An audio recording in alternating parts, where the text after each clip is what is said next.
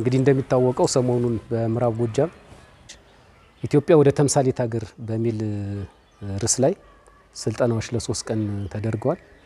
ስለዚህ የስልጠናው ዋናው ዓላማ በተለይ አመራሩ የበለጠ የኢትዮጵያን ጥቅም ለማስጠበቅ በተለይ ገናና የነበረች ሀገራችን የቀድሞ ገናናነቷን የቀድሞ ስልጣኔዋን ለመመለስ እና አሁን ያለባትን ሀገራዊ አጠቃላይ ችግር ለመፍታት አመራሩ ምንድነው የሚጠበቅበት? በተለይ አመራሩ አጠቃላይ ሁኔታውን ጂኦ ስትራቴጂኩን ተረድቶ አባሉንም አስረድቶ ህዝቡን ጭምር የማንቃት ኢትዮጵያ ትልቅ የማደግ እድል ያላት ሀገር ናት። ብዙ ጸጋ ያላት ሀገር ናት። ትላንት በስልጣኔ የኖረች ሀገር ናት። በሁኔታዎች ምክንያት በተለይ ከባህር ርቃ ላንድ ሎክድ ሁና ብዙ ጥቅሞቿን አጣ በድህነትና በኋላ ቀርነት ተጎሳቁላ ኑራለች። ይህ ሁኔታ መቀየር አለበት ነው። ስለዚህ በተለይ ጂኦ ስትራቴጂውን አመራሩ መረዳት አለበት።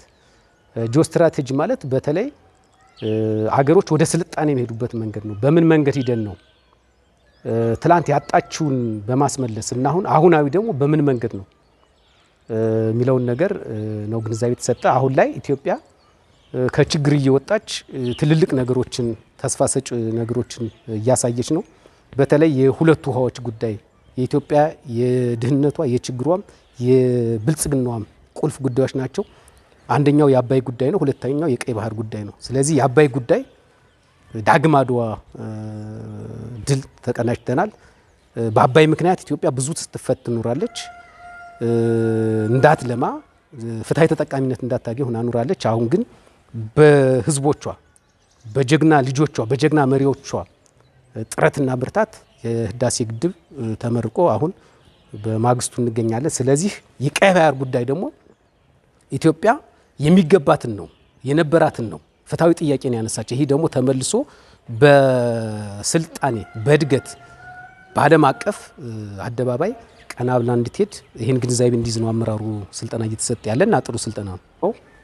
ይህን ስትራቴጂክ ጉዳይ አመራሩ ቢገነዘብም በዋናነት ደግሞ ይህን ለመፈጸም የሚቻለው የውስጥ ጥንካሬ ነው። የውስጥ አንድነት፣ የውስጥ ተጋላጭነትን ማስወገድ፣ አንድነትን በሀገሪቱ ውስጥ የህዝቦች አንድነት፣ የህዝቦች የመልማት ጥያቄ፣ የልማት ጉዳይ፣ የመልካም አስተዳደር ጉዳይ በተለይ አሁን ያለውን የጸጥታ ችግር መንግስት ባስቀመጠው በውይይትና በሰለጠነ በዲሞክራሲያዊ መንገድ የመፍታት ህግን ደግሞ የማስከበር አገልግሎት አሰጣጥን የማሻሻል በተለይ ማህበረሰቡ በየትኛውም ሴክተር በየትኛውም የልማት ተቋማት ካድሎ ከሙስና እና ከሌሎች ችግሮች በጸዳ መልኩ ህዝቡን አገልጋይ እንዲሆን እና በልማት ወደፊት እንዲሄድ በተለይ ዞናችን አሁን ያለው የጸጥታ ችግር ተሸሽሎ መልማት አቅም ያለው ታታሪ ህዝብ ነው። ስለዚህ ህዝቡ ወደ ልማት ሙሉ እንትን መመለስ አለበት የሚለውን ጭምር ይዞ ነውና በዋናነት የስትራቴጂ ጉዳይ ሲታይ ትልቁ መነሻ ግን የውስጥ ጥንካሬ ከልማት ጀምሮ ከተቋም ጀምሮ የተቋማት ግንባታ ጭምር ወሳኝ መሆኑን ያ ጭምር ያካተተ ስልጠና ነው እየተሰጠ ያለ።